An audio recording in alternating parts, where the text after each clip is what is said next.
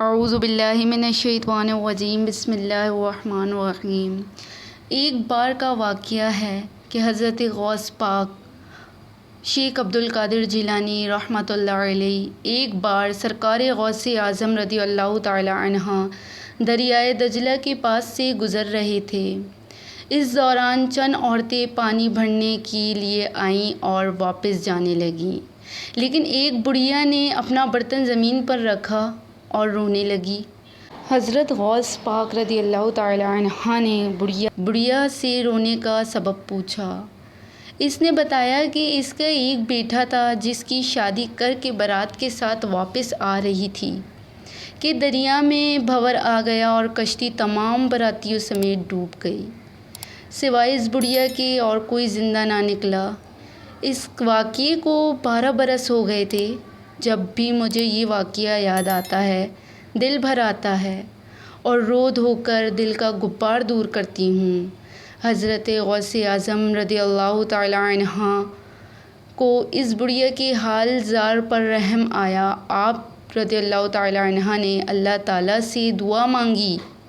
آپ رضی اللہ تعالی عنہ نے اللہ سے دعا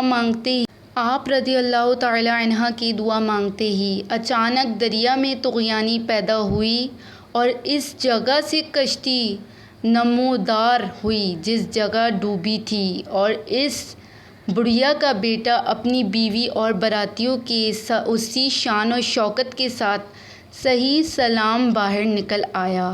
یہ کرامت دیکھ کر سب حیران رہ گئے۔ بعد نرالا دلہا آپ رضی اللہ تعالی عنہ کا مرید ہو گیا اور خلافت بھی حاصل کی۔ ان کا مزار گجرات میں ہے اور شاہ دلہا دریائی کے نام سے مشہور ہے۔ سبحان اللہ!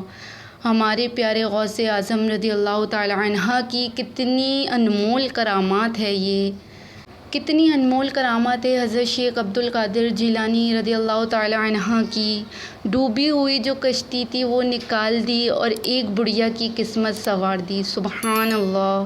اس ویڈیو کو ثواب کی نیت سے شیئر کریں۔ ویڈیو آپ کو میری پسند آتی ہے تو لائک، شیئر، کمنٹ اور سبسکرائب کرنا نہ بھولا کریں۔